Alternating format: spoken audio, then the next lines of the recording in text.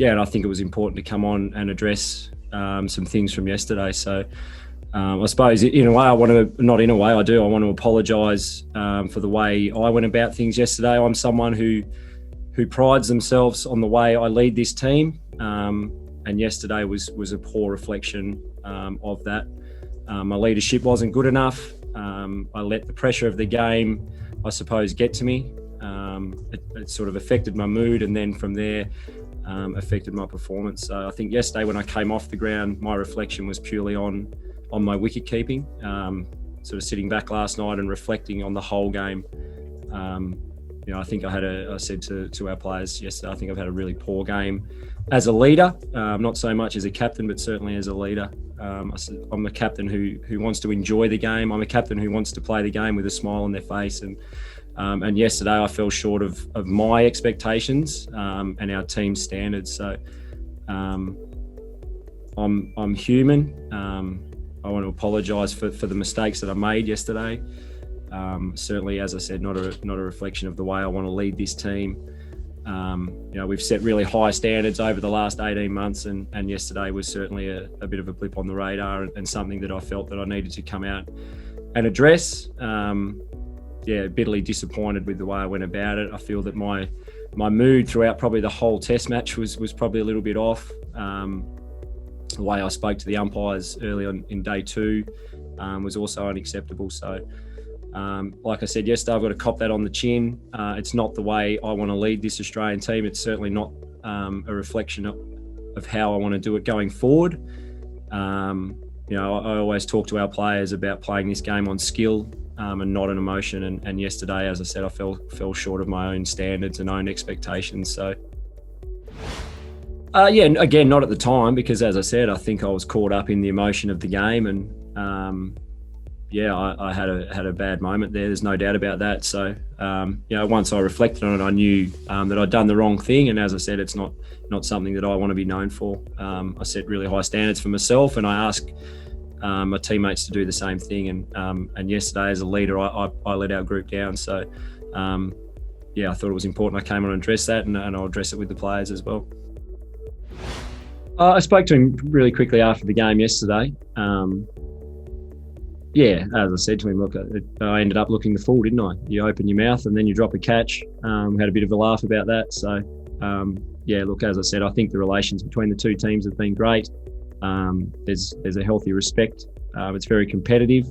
When it's all said and done, I think the way the spirit of this series has been played 99% of the time has been excellent. So I had a quick chat to him after the game yesterday, but everything was fine. I called him a big head, definitely, in Perth a few years ago. So, and no, I don't. I'm not at all muddled by, where the line is. I firmly understand where it is, and as I said, I think in the last sort of 2.5 years, I've done a really good job of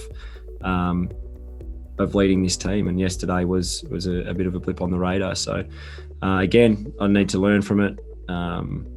I understand that people are listening, and there is a fine line between going too far and being competitive. But I certainly understand where that is. And as I said again yesterday, I was disappointed with the way I handled the moment.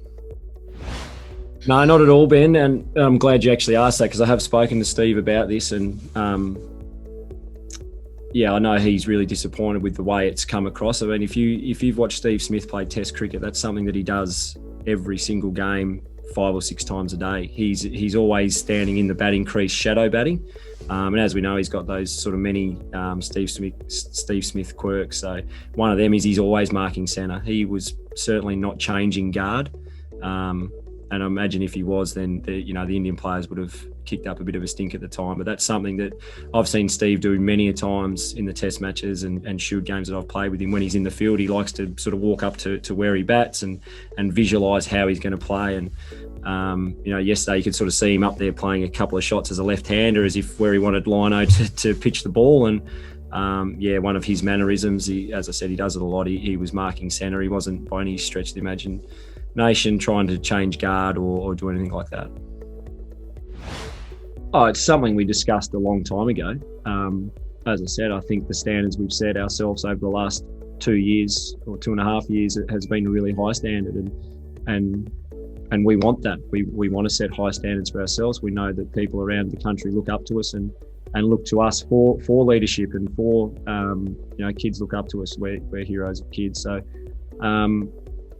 we knew that people expect that from us now, and we understand that that's how it is, and we sign up for that. And as I said, I was the one who fell short of that yesterday. Yeah, absolutely.